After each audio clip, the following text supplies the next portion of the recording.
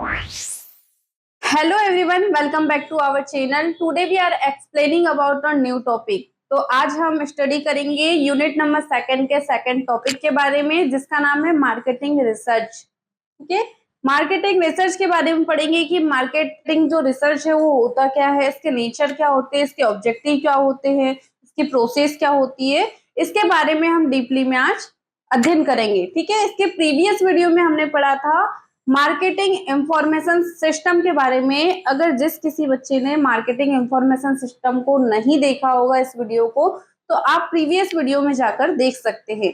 तो so let start, आज हम स्टार्ट करते हैं मार्केटिंग रिसर्च के बारे में। ठीक है, मार्केटिंग रिसर्च की डेफिनेशन देखते हैं। Marketing research is the systematic gathering, recording and analysis of data problem relating to the marketing goods and service. जो मार्केटिंग रिसर्च है एक ऐसी सिस्टमेटिक प्रोसेस है जिसमें क्या किया जाता है, कस्टमर या मार्केट की जो इंफॉर्मेशन रहती है या उनका जो डेटा रहता है उसको कलेक्ट किया जाता है। कलेक्ट करने के बाद में क्या किया जाता है, उसको एनालिसिस किया जाता है। एनालिसिस करके आप या कोई भी ऑर्गेनाइजेशन अपने प्रोडक्ट की और जो सेवाएं, गुड्स एंड सर्विस की अच्छे से क्या कर सकता है, उसका सेल्स कर सकता है, या वस्तुएं और सेवाओं को अच्छे से वो सेल कर पाता है। यही मार्केटिंग रिसर्च है, that is called marketing research.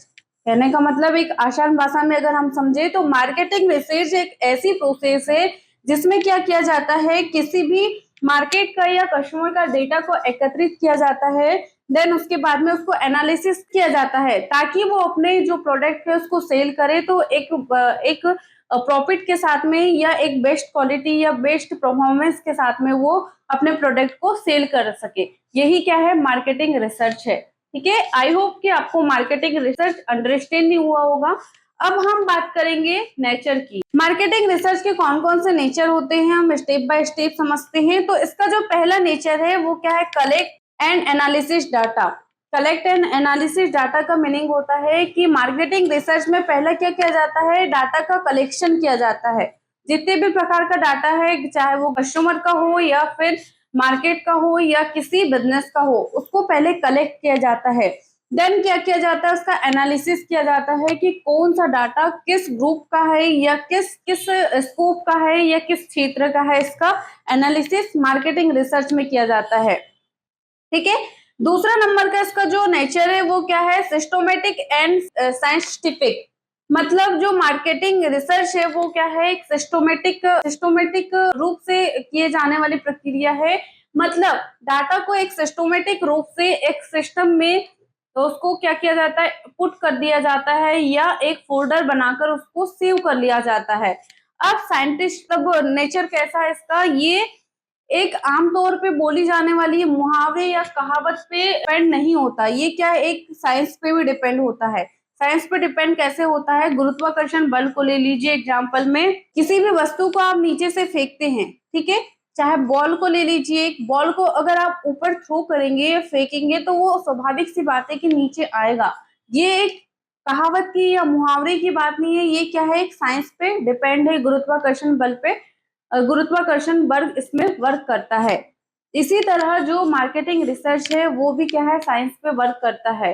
इसका जो तीसरा नंबर का नेचर है वो क्या है, साइंस एंड आर्ट। इसका कैसे नेचर है, साइंस के बारे में मैंने आपको बता ही दिया कि एक साइंस पे वर्क करता है कि जो साइंटिफिक साइंटिस्ट लोग रहते हैं वो अपने विवेक से या अपनी सोच समझ से वो डेटा को एक सिस्टमेटिक रूप से या जो मार्केटिंग का एक अपने विवेक से वो रिसर्च करते हैं।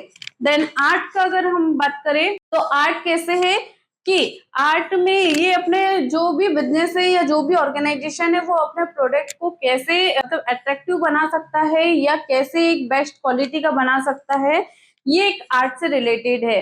ठीक है, अब हम इसके फोर्थ नंबर के नेचर की बात करेंगे। इसका फोर्थ नंबर का जो नेचर है वो क्या है, tools for decision making.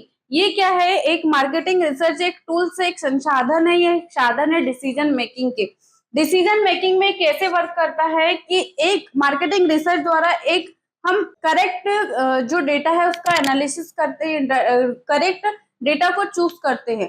Correct data choose करने के साथ साथ जो बिजनेस है उसमें आप अच्छे से वर्क करेंगे, जो कि डिसीजन मेकिंग में या बिजनेस के ग्रोथ में बहुत हेल्पफुल रहेगा। ठीक है, इसका जो 5वां नंबर का नेचर है वो क्या है, benefits to company and customer. अब बेनिफिट्स ऑफ टू कंपनी, मतलब कंपनी के लिए कैसा बेनिफिट्स है एंड कस्टमर के लिए कैसा बेनिफिट्स है।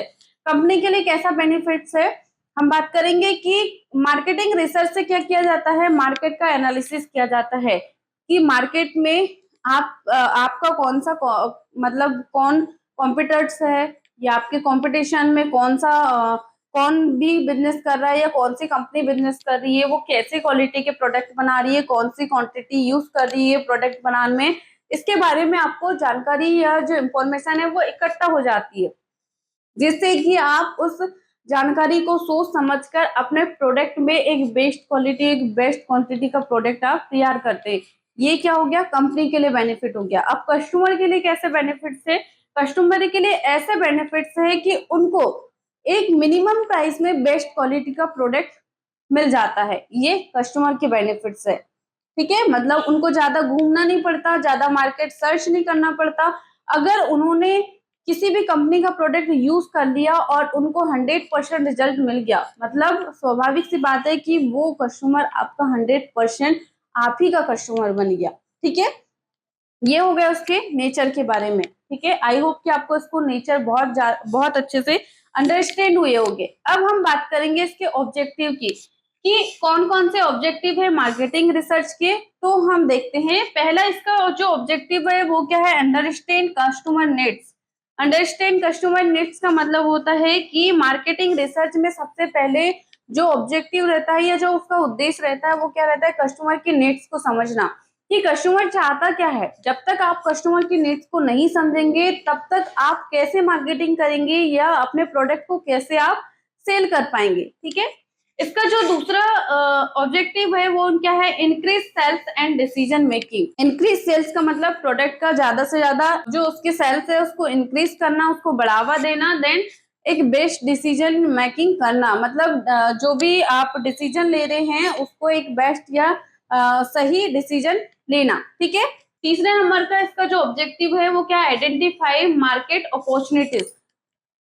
मतलब जो भी मार्केट में अपॉर्चुनिटी आ रही है उसके बारे में जानना कि मार्केट में कैसी अपॉर्चुनिटी है, कौन सी अपॉर्चुनिटी आ रही है, कैसे मतलब कौन से कस्टमर किस चीजों की डिमांड कर रहे हैं, इसकी अपॉर्चुनिटी का अध्ययन करना, या मतलब जो भी अपॉर्चुनिटी मार्केट में लॉन्च हो रही है उसके बारे में एनालिसिस करना या अध्ययन करना। ठीक है, इसका जो चौथे नंबर का ऑब्जेक्टिव है वो analysing competitors and improve product and sales. मतलब कि जो भी कॉम्पिटर्स है या जो भी आपके मतलब कंपनी के कॉम्पिटर्स है उसके बारे में जानना कि वो कैसे प्रोडक्ट बना रहा है, कब कौन सा प्रोडक्ट लॉन्च कर रहा है, इसके बारे में जानना है, या उसके बारे में अपने को जानकारी या इंफॉर्मेशन इकट्ठा करना, ये मार्केटिंग रिसर्च का एक ऑब्जेक्टिव है। इसके साथ साथ क्या है, इम्प्रूव प्रोडक्ट एंड सेल्स, मतलब जो प्रोडक्ट है और सेल्फ सर्विस है उसको इम्प्रूवमेंट करना या उसको बढ़ावा देना। ठीक है,